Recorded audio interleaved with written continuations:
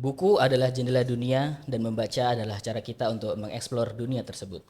Pada kesempatan kali ini, kita akan membahas sebuah tema terkait literasi dan juga generasi kita pada masa kini.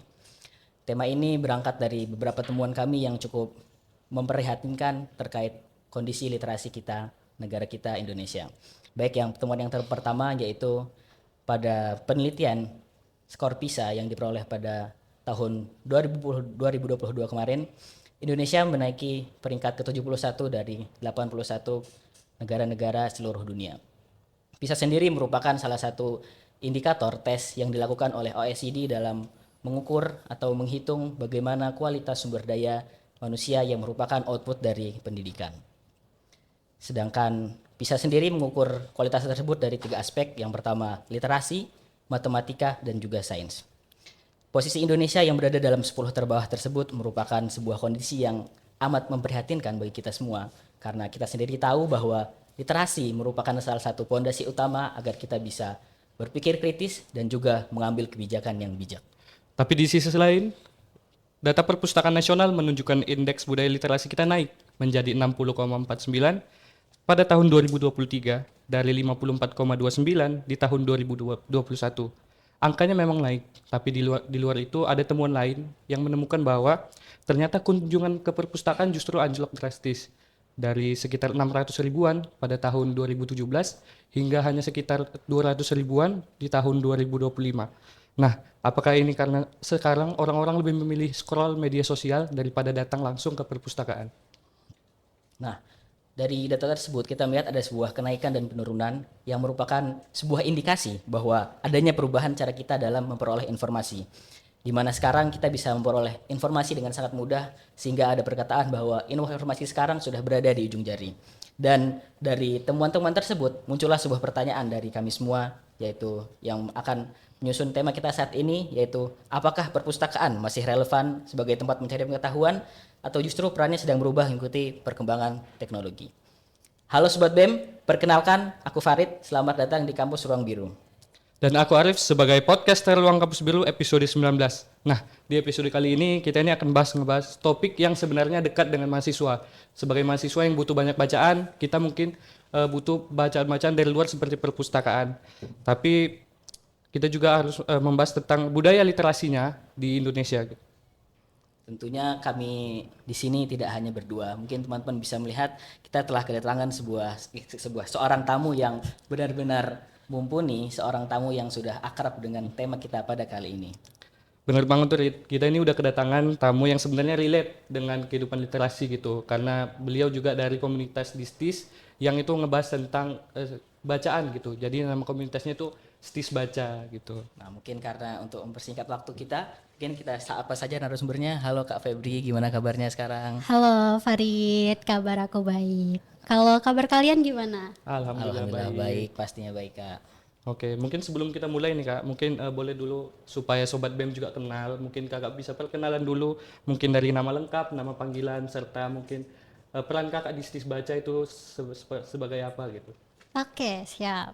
Halo teman-teman Sobat BEM, kenalin aku Febrina BR Pranginangin, akrab disapa Febrina. Saat ini aku diamanahi sebagai ketua di komunitas Stis Baca ini sendiri. Mungkin itu Farid. Wah, keren banget nih Kak Febri selaku ketua komunitas Stis Baca tadi ya Kak. Betul. Tentunya bukan sembarang orang nih Kak yang bisa berada di Wah. posisi ini. Iya benar. Jadi mungkin untuk ini ya Kak, untuk mengawali obrolan kita terkait tema yang sudah saya sampaikan tadi, mungkin aku pengen nanya tentang ini Kak. Yang pertama itu bagaimana sih Kak tentang komunitas Stis Baca tersebut, mungkin bisa diceritakan terkait apa saja kegiatannya dan juga mungkin bisa menyinggung terkait bagaimana awal mula dan latar belakang dari berdirinya komunitas tersebut.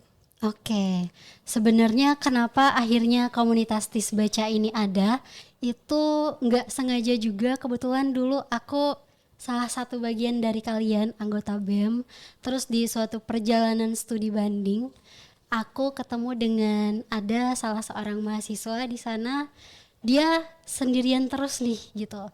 Terus akhirnya aku ajak ngobrol, kenapa nih kamu memilih sendirian gitu. Terus dia bilang, aku bingung Kak mau ngobrolin apa sama teman-teman ini. Soalnya aku kadang agak kurang relate kalau misalnya bahas yang viral-viral aja. Loh emang kamu sukanya apa gitu kan. Nah ternyata dia bilang, aku suka baca Kak, tapi aku nggak punya teman untuk akhirnya men-sharingkan hasil buku itu gitu. Terus ya udah, dengan adanya pertemuan itu aku ajak dia untuk sharing terkait buku-buku bacaannya, dan ternyata ada beberapa buku bacaan yang akhirnya kami itu juga sudah membaca bersama gitu. Terus dari kejadian di hari itu aku coba, kebetulan banget masukin ke story WA, dan ternyata ada banyak respon positif dari teman-teman di STIS. Wah, kayaknya aku juga mau loh Feb, supaya kita itu sharingin buku-buku yang kita baca. Soalnya aku juga sering baca buku A, B, C, D gitu kan, dari berbagai genre yang bukan dari genre akademik, tapi bingung nih share-nya kemana atau cari teman ngobrolnya kemana. Nah dari situ kita akhirnya berangkat ke perpustakaan, bertanya ke ibu bapak yang di perpustakaan. Ternyata direspon sangat baik, karena ternyata dari perpustakaan sendiri justru sebenarnya pengen supaya di perpustakaan itu nggak cuman dosen saja gitu, tapi ada relawan dari mahasiswa yang akhirnya mengembangkan ataupun membuat kegiatan aktif di perpustakaan. Akhirnya dari obrolan singkat saat studi banding itu kita bisa berkumpul. Kita mulai setiap hari Jumat sudah dari akhir tahun lalu gitu, di mana di dalam setiap kegiatan itu kita awali dengan membedah satu buku, kadang bisa sampai 2 buku karena udah larut di dalam ceritanya. Terus setelah membedah buku tersebut, mendiskusikan kira-kira apa nih yang relate dengan kisah aku ataupun mungkin kita sebagai keseluruhan mahasiswa gitu. Terus ditutup dengan biasanya kegiatan pribadi untuk melanjutkan buku bacanya masing-masing. Mungkin itu asal mula dan kegiatan singkat dari STIS Baca itu sendiri. Wih, menarik sih Kak, karena aku juga mungkin ngerasa kayak gitu ya. Misalnya habis baca buku nih kadang bingung ini, nggak tahu kenapa habis baca buku tuh kayak pengen cerita aja, apa yang baru kita baca itu pengen kita keluarin. Mungkin tuh salah satunya alasan STIS Baca dibentuk supaya orang-orang yang mungkin punya perasaan yang sama mungkin bisa ngeluarin apa yang dia baca. Menarik sih Kak. Sama kegiatannya kan itu kan kegiatannya ngumpul kan ya Kak. Betul. Itu kita sharing atau nge-review buku. Itu kegiatannya itu dia baca di tempat atau sebelum datang dia baca dulu, terus ketika ngumpul baru menyampaikan apa yang dibaca. Oke, jadi aku sedikit ya balik dulu seperti yang dikatakan Arif tadi. Sebenarnya kadang tuh setelah selesai membaca buku kita bingung selanjutnya apa gitu. Dan kebetulan tadi dibilang juga ada indeks literasi gitu ya. Nah, salah satu bukunya Mortimer itu judulnya How to Read a Book. Memang benar bahwa sebenarnya cara membaca buku yang baik itu bukan cuman selesai baca tutup bukunya sudah, tapi seharusnya membaca yang baik itu adalah setelah kita membaca akan memunculkan pertanyaan. Dari pertanyaan itu kita bisa mengkritisasi, kemudian dari kritisasi itu akhirnya kita bisa menghubungkan ide itu ke pengalaman kita sebagai pribadi. Nah, di STIS Baca itu sendiri dimulai dengan itu tadi. Jadi misalnya di minggu depan nih aku berkesempatan sebagai pebedah bukunya, maka aku menyelesaikan dulu buku yang akan aku bedah itu. Kemudian saat ketemu aku akan memaparkan secara ringkas apa yang ingin disampaikan oleh buku ini, dan kita bedah bersama. Pertama sekali karena aku sebagai pebedah bukunya, aku bahas nih kira-kira apa nih yang menarik dari buku ini. Kemudian ditanyakan lagi ke rekan-rekan yang lain, kira-kira kalau dari teman-teman yang ada di sini apa nih yang kira-kira menarik dan pengen dibahas atau relate gitu. Jadi memang si pelaku pebedah bukunya sudah membacanya sampai selesai terlebih dahulu gitu. Betul sih Kak. Aku kan juga tergolong seorang yang suka membaca lah gitu. Jadi memang kadang beberapa kali setelah membaca itu terlebih lagi buat buku-buku yang fiksi sih Kak. Karena emang kayak itu aku tuh pengen menceritakan juga pengalamanku membaca ke orang-orang lain, ke teman-teman gitu. Jadi mungkin memang sangat menarik ya ini STIS Baca untuk kita ikuti ke depannya. Mungkin aku sendiri juga mungkin tertarik untuk join lah. Ditunggu. Juga ini Kak, kita juga mau ngasih informasi nih Kak, selain kan tadi mungkin ada salah satu cerita kegiatannya adalah sharing-sharing terkait bagaimana bacaan kita. Nah, kami sendiri dari BEM di divisi Lirdik ini kami juga punya proker untuk itu Kak, namanya Kaca Baca. Jadi kebetulan kemarin kita udah sempat membedah sebuah buku, yaitu bukunya Terelie terkait Terus Bodoh Jangan Pintar. Jadi di sana kita seperti merinci terkait bagaimana nilai-nilai dalam novel tersebut. Ya itu juga sebagai salah satu upaya untuk narik orang-orang untuk mulai membaca. Karena aku juga kalau misalnya mau membaca buku itu kayak dapat rekomendasi dulu dari teman-temanku gitu, kayak ini bukunya menarik nih, ini bukunya, ini ceritanya tentang ini. Jadi dari situ aku mulai tertarik untuk membaca. Mungkin dari situ alasannya kenapa kaca baca itu dibuat untuk narik-narik orang-orang untuk ayo mulai baca dulu aja gitu. Gitu sih. Gitu Kak. Kan tadi kita udah lihat juga ya.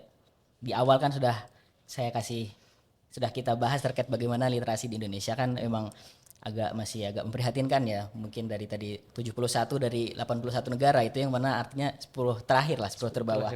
Nah, dari situ kan kita tahu literasi salah satu pondasinya adalah membaca. Jadi untuk meningkatkan literasi kita juga perlu meningkatkan budaya membaca ya Kak. Nah, menurut Kakak sendiri bagaimana sih Kak budaya membaca di kalangan mahasiswa sekarang, khususnya mahasiswa kampus kita sendiri? Oke, bagaimana budaya membaca di sekitar kita mahasiswa STIS gitu berarti ya. Sejujurnya kalau dari yang aku rasakan sendiri dan seperti yang kita dengar yang terdoktrin di anak-anak STIS itu kan belajar dan terus belajar gitu ya. Betul sekali. Oke, nah sebenarnya kalau dari segi membaca ataupun belajar ini di kalangan mahasiswa kita tuh masih tinggi, cuman berbeda genre gitu. Kebanyakan dari kita itu kan fokusnya ke akademik supaya IPK terus meningkat naik, karena memang secara tuntutan akademik kita tuh udah lumayan tinggi gitu. Nah, kemudian kenapa misalnya dari kami sendiri akhirnya memprakarsai adanya STIS baca ini, sebenarnya sih supaya cara kita untuk refreshing setelah dari kegiatan belajar dan terus belajar tadi, abis belajar StatMat, kalkulus, alpro gitu misalnya, kita nggak lari ke misalnya media sosial yang ujung-ujungnya adalah doom scrolling, tapi bisa lewat bacaan misalnya novel atau pengembangan diri gitu. Nah, jadi kalau ditanya bagaimana sih budaya membaca di kalangan mahasiswa STIS, kalau menurut aku yang aku lihat dari sekelilingku dan pribadiku sendiri itu sudah cukup bagus, juga sudah baik begitu. Cuman kita mau supaya makin baik kan tentunya gitu, supaya kebiasaan-kebiasaan buruk tuh seiring waktu tetap terminimalisir akhirnya gitu.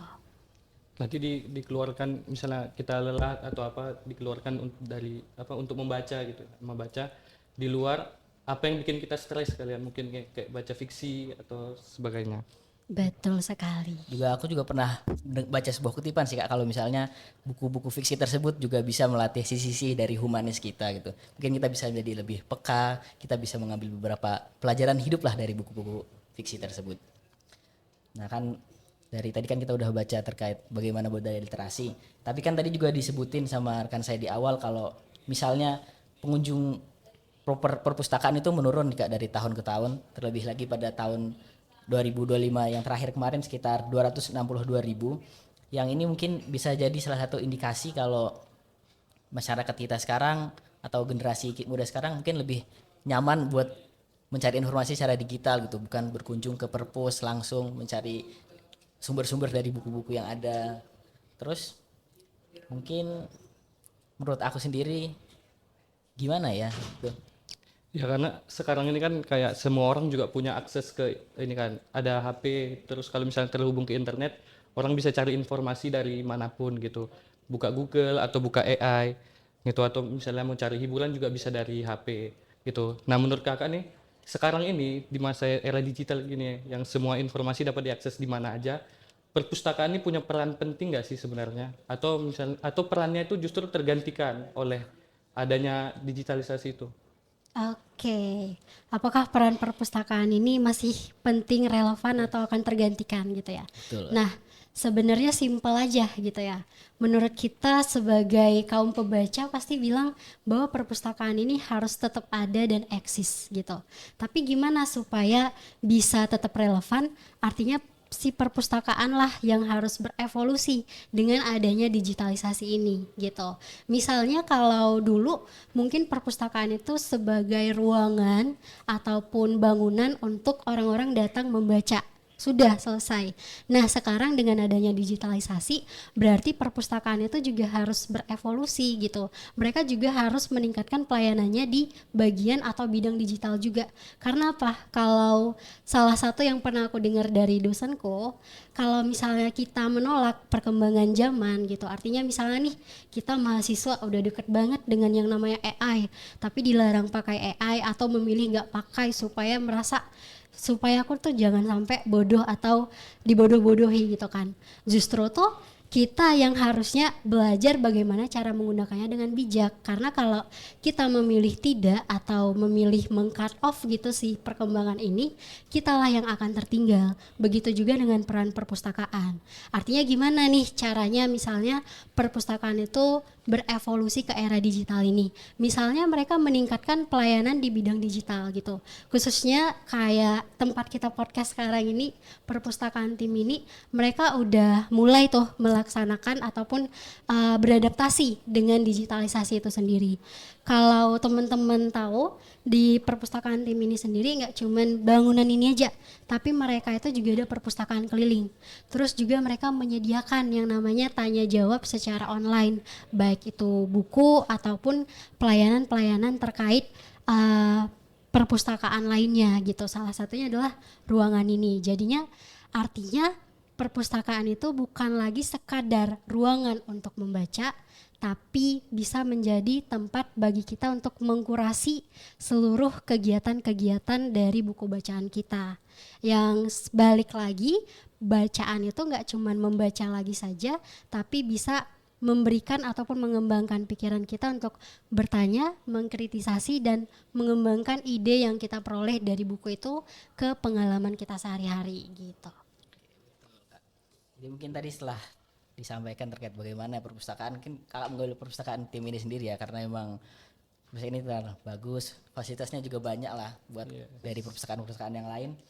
Mungkin kita juga perlu tahu nih kak, kan kita juga bukan perlu tahu sih, kita udah tahu lah kalau Gen Z sekarang, generasi kita sekarang emang lebih suka ke hal-hal yang praktis, instan dan lain-lain. Tapi dari sisi lain itu mungkin menurutku salah satu yang menarik dari tim ini gara-gara mungkin bisa dibilang estetik lah kak. Jadi mungkin kadang orang-orang berkunjung ya buat foto-foto, kalau nggak buat apa gitu. Nah kan mungkin kakak sendiri sudah pengalaman dari komunitas membaca, STIS baca. Nah jadi aku pengen tanya ke kakak nih kak.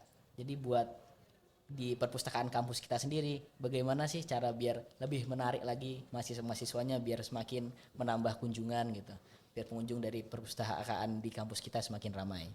Oke, kalau menurutku sudah terjawab oleh kamu, kita harusnya menyediakan ruangan yang nyaman. Tadi kalau misalnya dari Farid, kalau dilihat-lihat di perpustakaan tim ini estetik gitu kan. Nah, sama seperti kalau boleh aku kutip di buku Atomic Habits, itu karya James Clear, itu bilang sebenarnya bagaimana cara kita membangun kebiasaan itu tergantung di lingkungan mana kita tinggal.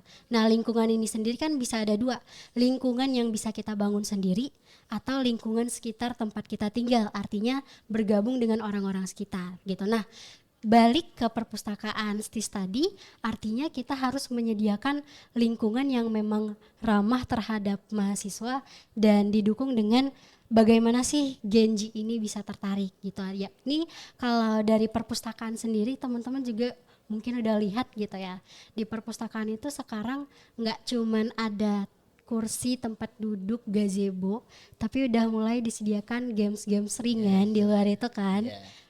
Nah, itu sebenarnya adalah salah satu langkah supaya perpustakaan ini tetap menjadi ruang yang nyaman untuk dikunjungi dan ruang yang nyaman untuk kita bisa berlama-lama di sana. Kalau lagi bosan ngerjain tugas gitu, kita bisa main catur.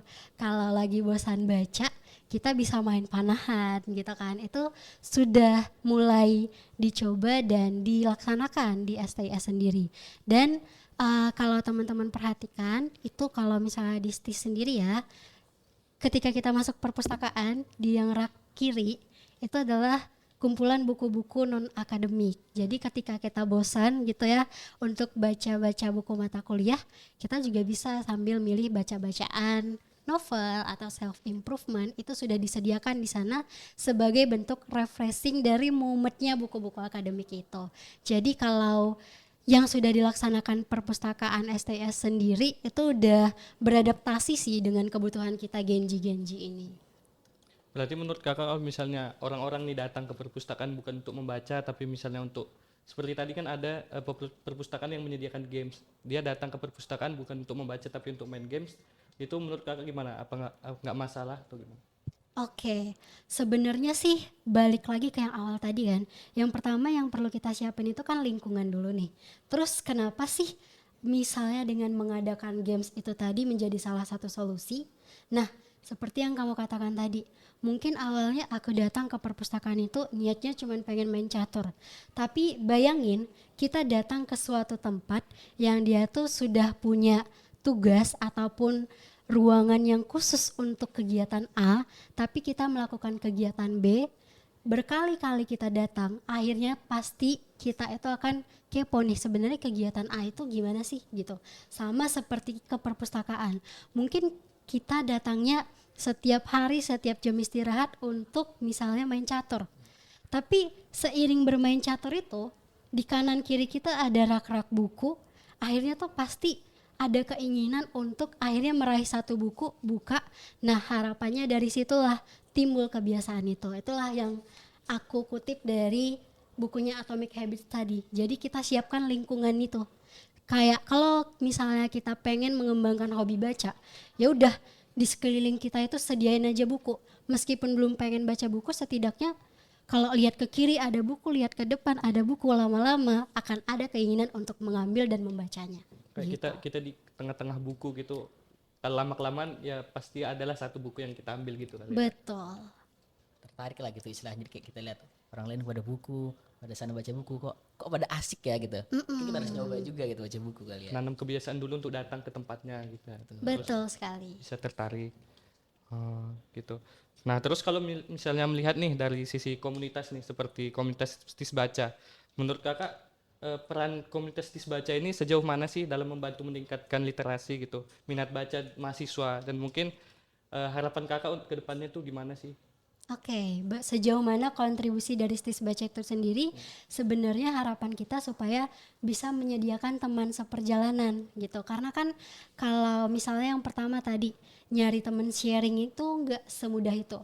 Tetapi kalau misalnya kita berikan ruangnya, maka akan ada satu langkah keterbukaan untuk sharing terkait buku yang kita baca. Terus yang kedua, sebagai anak muda biasanya kalau harus sharing ke orang yang lebih tua, misalnya nih di kampus, di perpustakaan, sebenarnya kan udah ada petugas dari ibu bapak dosen kan, pasti kadang-kala tuh agak segan gitu. Makanya komunitas Stis Baca ini hadir supaya teman seperjalanan kita itu adalah teman seumuran kita gitu. Kemudian yang ketiga, di perpustakaan kan sebenarnya sudah disediakan buku-buku bacaan. Nah, tetapi dengan perkembangan zaman ini dan juga dengan perkembangan minat mahasiswa, itu pasti akan ada peralihan dari misalnya ingin untuk membaca lagi buku dari genre lain gitu. Nah, Stis Baca sendirilah yang akan memprakarsai untuk mengusulkan buku apa yang selanjutnya perlu diadakan gitu. Dan selain itu tentunya pengadaan buku kan gak bisa sembarangan ya. Jadi dari Stis Baca biasanya kita menyediakan untuk wadah saling pinjam di antara mahasiswa sehingga tidak menghentikan kebiasaan membaca itu gara-gara gak dapat buku yang sedang aku pengen baca gitu. Ya benar sih kak. Karena itu juga mungkin agak relate sih di aku kadang buat mencari buku-buku yang emang aku cari gitu. Terlebih lagi kan kalau misalnya kita ke kampus kita sendiri, kampus-kampus kita atau kampus TIS, kan kalau emang mau nyari buku fiksi kan emang jarang di situ ya. Terus aku juga misalnya kalau mau baca harus ke sini dulu kadang emang agak Ribet kali ya agak ribet, mager juga belum lihat antrian buku kalau emang buku itu bagus, istilahnya buku itu emang banyak yang minjem jadi kayak antriannya lama gitu, mau minjem susah. Jadi emang mungkin aku sendiri padahal sebenarnya mungkin beberapa orang di sekitar aku punya buku itu. Mungkin gara-gara emang aku gak masuk komunitas atau gimana, aku kurang tahu terkait buku itu.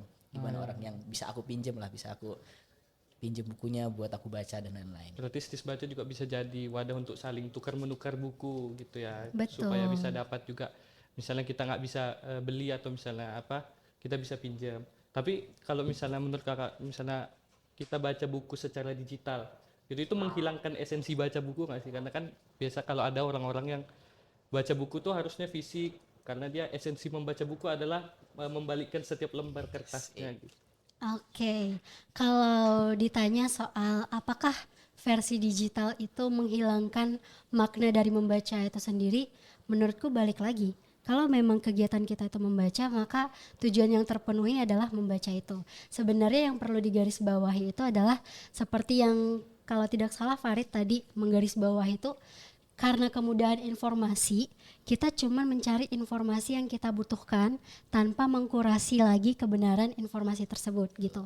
Jadi sebenarnya membaca dari buku digital ataupun fisik itu sama saja berartinya, tetapi yang perlu diperhatikan ketika membaca buku digital ataupun bacaan digital, jangan sampai kita membaca itu terfragmentasi atau cuman sebagian-sebagian gitu tanpa tahu latar belakang masalahnya ataupun kebenaran lebih lanjut dari buku bacaan tersebut gitu. Karena ibaratnya kalau buku fisik kan kita harus mencari lembar demi lembar itu.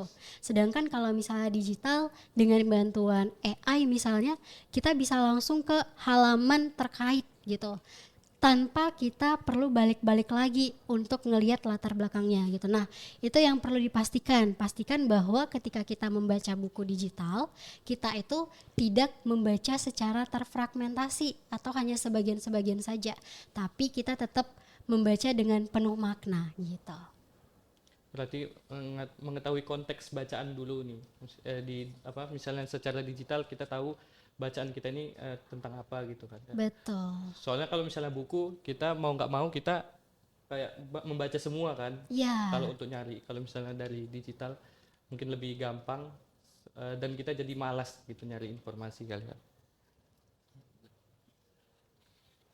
Nah kan selain itu juga Kak, mungkin aku pengen membahas terkait kan kalau kata orang-orang tuh kita bakal berkumpul dengan orang-orang yang mempunyai pemikiran sama kayak kita. Mungkin dari buku-buku tersebut sebenarnya aku pengen ini sih Kak, pengen cerita aja sih terkait kan aku sekarang kebetulan juga hobi baca, terkait lebih suka hobi baca fiksi sih Kak, fiksi terlebih lagi kayak buku-buku yang dengan gaya penulisan sastra lama, Melayu lama. Mungkin aku salah satu tertarik tuh awal mula tertarik gara-gara emang baca buku Tenggelamnya Kapal Van der Wijk gitu. Jadi mungkin aku sekarang lagi mencari orang gitu, mencari teman-teman gitu yang punya koleksi atau enggak punya saran-saran terkait buku-buku tersebut. Nah, aku pengen nanya ini Kak, di komunitas Sis Baca ada enggak sih Kak yang punya kesamaan genre yang sama gitu kayak aku pribadi gitu. Nah, itu dia yang aku sampaikan tadi. Di Stis Baca itu sendiri kan menyediakan yang namanya perpustakaan mahasiswa. Disitulah kita saling mencatatkan atau membagikan, wah kalau aku Kak Febri punya buku bacaan tuh judulnya A, B, C, D sampai Z gitu. Terus nanti dari teman yang lain punya buku-buku ini nih.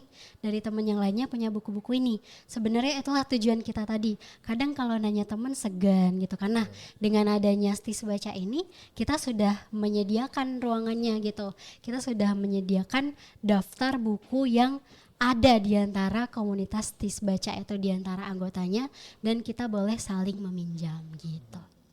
Oke, mungkin kalau sekarang dari kakak mungkin bisa ngasih saran buku gitu untuk bacaan untuk Sobat BEM atau kita-kita ini misalnya mau mulai baca buku itu baca bukunya start tuh dari buku yang gimana gitu. Soalnya kan kadang ada buku yang misalnya mau mulai baca tapi dia terlalu tebal jadi males gitu.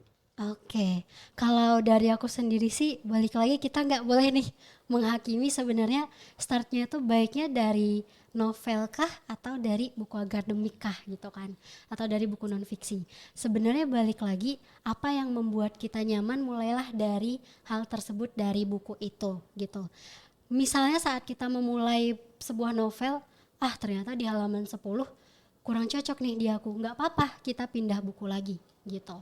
Tapi kalau misalnya bisa merekomendasikan, dari banyaknya yang aku baca juga, itu banyak yang menyarankan The Little Prince.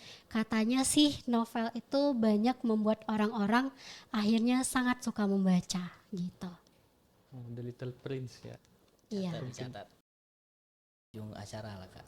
Jadi mungkin sebelum kita benar ditutup, mungkin kita bisa minta closing statement dari Kakak buat seluruh pendengar, dari kita semua, buat terkait bagaimana agar memotivasi lah istilahnya, motivasi agar meningkatkan budaya membaca untuk meningkatkan literasi kita semua. Oke, aku mengutip satu quotes dari bukunya Tan Malaka, Madilog. Di sana mengatakan pendidikan itu untuk mempertajam kecerdasan, untuk memupuk kemauan, memperkukuh kemauan, dan untuk memperhalus perasaan.